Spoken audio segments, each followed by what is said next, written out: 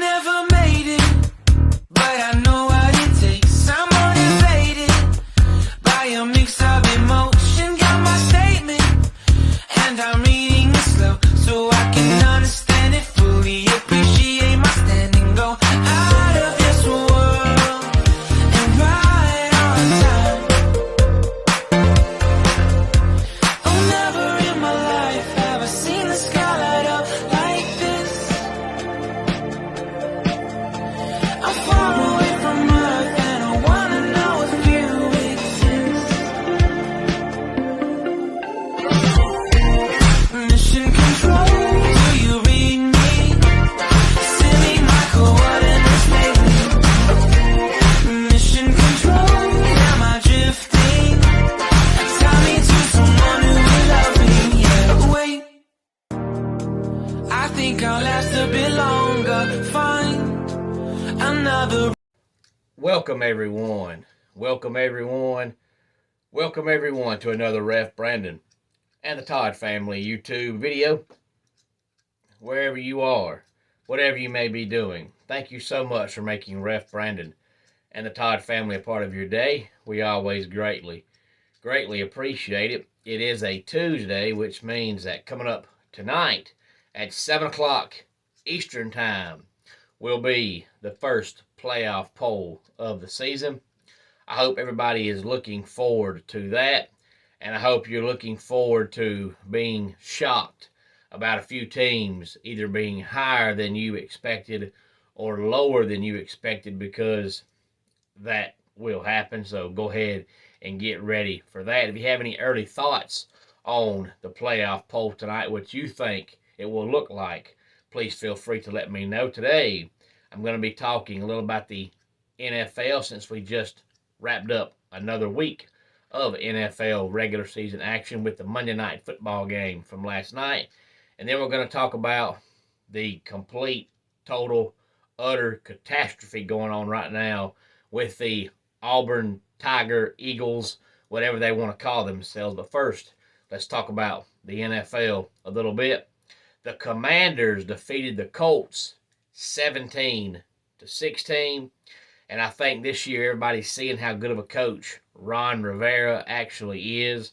Not only did they go out and for some stupid reason get Carson, I can't stay healthy, Wentz, but he's hurt again, and they're still competing and winning with a backup quarterback, which in my opinion, the backup is better than Carson, I can't stay healthy, Wentz. The Seahawks defeat the Giants 27-13. The Seahawks traded Russell Wilson in the offseason, and they're actually in first place right now in the Western Division. The Ravens defeated the Bucks last Thursday on Thursday Night Football 27-22. And the funniest thing I've seen so far this year in the NFL was on Friday on Facebook. Somebody shared something that said that the Bucs offense is struggling so bad this year. When Tom Brady got divorced, Giselle took half the offense with her, and I just thought that was absolutely hysterical. The only thing I hate about it is, if you watch Tom Brady play, he's actually finally showing signs of aging and slowing down. Nothing wrong with that. He's old enough to where that should happen. And Father Time catches up to anybody and everybody. It does not matter what you eat, how good a shape you're in. Eventually, your age is going to catch up with you. So at Tom Brady's age, there's nothing wrong with that. But since he's going through a divorce, everybody's going to blame this bad season, if it continues, on the divorce, instead of looking at facts and saying, you know what, he's just getting too old. The Broncos defeated the Jaguars 21-17. The Dolphins beat the Lions 31-27. Now, I will say the Lions lost again. They're one of the worst teams in football again. But under this coach they've got now, they're actually playing better and looking better. I think they've actually finally got the right coach for the job, as long as they have patience and give him time and build the team around him. I actually think they have something going this time around. And he's a very likable guy as well. The Falcons now in first place on the season, sitting at 4-4. They defeat the Panthers by the score of 37-34. Now, I'm not saying the Falcons are going to win the division. Somebody has to win the division, and I believe it's either going to be the Falcons or the Bucks. I still think the Bucks somehow win the division, even if they go 9-8. I think they win the division. But if the Falcons hover around 500, then I think their coach needs to be coach of the year, because everybody talked before the season about how bad they were going to be, and they were picked, I believe, in the preseason to win like 4.5 or 5 games. They're clearly going to go beyond that. And you're talking about a quarterback who has just never, for whatever reason, never lived up to the hype. He has never been near as good as he was supposed to be. He was a phenomenal collegiate quarterback. He's just never panned out in the NFL.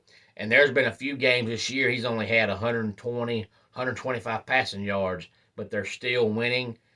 Their running backs that are playing now, because their starting running back is hurt, but their running backs playing now don't have any experience. Their starting running back is actually a slot receiver and kick return guy who's actually been a successful running back under this regime. They don't really have an amazing receiver. Their best receiver is actually their tight end.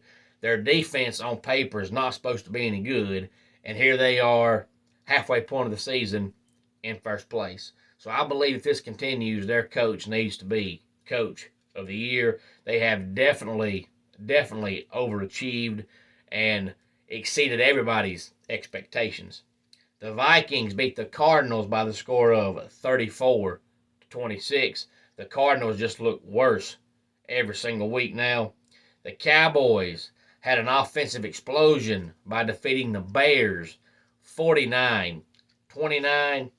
The Saints shut out the Raiders, and that's something you don't see every week in the NFL, 24-0. The Eagles continue their winning ways by defeating the Steelers by the score of 35-13.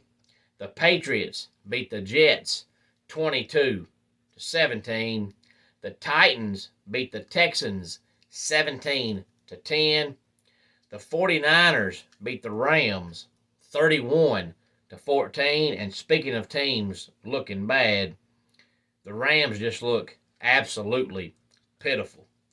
The Bills on Sunday Night Football defeat the Packers 27-17. And last night in Monday Night Football, I thought we were going to have our second shutout of the week. The Browns are actually beating the Bengals 25-0 going to the fourth quarter, but the Bengals did score twice in the fourth quarter. The Browns win the game 32-13. The Browns have, I believe, 2 more games before Deshaun Watson makes his return. They're 3-5 right now, so they're still not out of the playoff picture, but they're going to have to do really good the rest of the season to make the playoffs. And in NASCAR on Sunday, Christopher Bell won the race. This upcoming Sunday will be the final race of the 2022 NASCAR Cup Series season. And one of these 4 drivers will win the championship Sunday afternoon. We have Chase Elliott, Joey Logano, Ross Chastain, and the man who won Sunday afternoon, Christopher Bell. Whichever one of those 4 guys has the highest finish Sunday afternoon will be the NASCAR 2022 Cup Series champion. Of course, Chase Elliott has 1 championship, and Joey Logano has 1 championship. But Ross Chastain has none, and Christopher Bell has none. So we have a 50-50 shot of seeing a first-time Cup Series champion or somebody win their second Cup Series championship. The final race will be Sunday afternoon at 3 o'clock, and they will be at Phoenix, and that race will be on NBC. But in case you have not heard yet, Auburn has now fired their head coach, Brian Harsin. Of course, this position for Harsin was doomed from the get-go. As soon as he got that job, I said, that's never going to work. He's a West Coast guy who's never coached on the East Coast, and to me that shouldn't matter. But when you coach either East Coast all your life and go out west, or West Coast all your life and go out east, those fans are not accepting of you. They feel like, hey, you don't belong here. You've been over there, go back over there. So to me, this job was doomed from the get-go. Not to say Brian Harsin's a bad coach. He just wasn't a fit at Auburn. But he's supposedly been on the hot seat since the end of last year. But the only reason why he hasn't been fired is because Auburn had no athletic director. But the way this whole debacle's gone down shows you why Auburn does not win. They throw money around like it's candy and they have no idea what they're doing. Auburn's had no AD until now. And the only reason they have one now is because the guy took the job at Auburn because he was going to get fired by Mississippi State. So you really are stupid enough to accept an AD who sucks so bad he's fixing to get fired from where he is. But if you look at the timeline of how this happened, there was a 10-minute gap in the time the AD took the job and when Brian Harsin actually got fired. And this happened at 1 o'clock in the morning. So let's not play dumb and act like this guy had a meeting with Brian Harsin at 1 o'clock in the morning, because we know he didn't. As soon as a word got out that this AD was going to take this job, the boosters at Auburn went and fired Brian Harsin. And they did that for one reason and one reason only. And that reason was to show the AD, hey, you might be the AD, but we run things around here. Otherwise, they would have fired the guy a month ago. The reason why they didn't is because they had no AD, so they wanted to make it look like they didn't have any pull. But as soon as word got out that he was taking the Auburn job, they fired Brian Harsin. So now you've got an AD in place that, if he has any common sense at all, he's already figured out he has no pull. The boosters there have the pull. But this just shows you why Auburn does not win. They throw money around like crazy. They continuously make the wrong decisions, big time wrong decisions when it comes to the head coach. Gus Malzahn never should have been fired in the first place. But even before Malzahn and after Malzahn, it's been a complete catastrophe. Their basketball coach has cheated everywhere he's ever gone, and they were still dumb enough to hire him. They're just absolutely clueless when it comes to hiring any kind of coach in any sport. How they can suck that bad at it, I don't know. But you're hiring guys, and they do nothing for you, and you give them raises. And I made a video about this a few weeks back, talking about how you have these coaches that do nothing that get raises only because the school is afraid, hey, if we don't get this guy a raise, he's going to leave.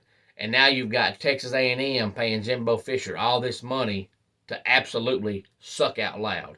And now you have Mel Tucker at Michigan State, who's been there for 3 years, had one terrible year and one great year, and got this massive raise, and he's done absolutely nothing.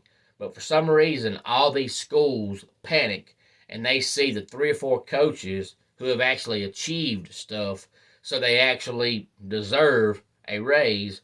But for some reason, all the other programs think, well, if he got a raise, if our guy don't get a raise, our guy's going to leave. Well, if your guy leaves, who cares? He sucks. He hasn't done anything. So you just continuously see these programs go in debt and go in the hole because they do not know how to manage money and cannot figure out how to hire these coaches. And of course, there's already been 475 names mentioned to be the next Auburn head coach. If I was a head coach, I wouldn't take the Auburn job if they offered me $975 million a year. I just would not take it. But the top name right now, of course, is Hugh Freeze. I think it would be very, very hard to get him there with all of his past transgressions. Not to say it's impossible, but I think it would be very, very hard. But he definitely is doing a great job now at Liberty. They're ranked again right now in football after Sunday's poll came out. So he definitely is worthy of the job as far as on the field stuff. But off the field, I'm not so sure, but you can bet Auburn's definitely going to try to get him there. And I want Auburn to be successful because the Iron Bowl is supposed to be one of the best rivalries in college football, but it hasn't been in 10 years because Auburn sucks out loud. So I want Auburn to be good, but the fact is, they're just not. And until they figure out how to hire coaches and when to give a coach a raise and what makes a coach worthy of a raise, they're going to continue to suck. Any thoughts on this, please feel free to let me know. Let's go ahead and get our dad joke of the day in here. What kind of car does an egg drive? A yolks wagon. And that wraps it up for today's Ref Brandon and the Todd Family YouTube video. Until next time, it's Ref Brandon saying, just like in pro wrestling, life can be over by the count of 3. Tell your friends and family how much you love them. Bye.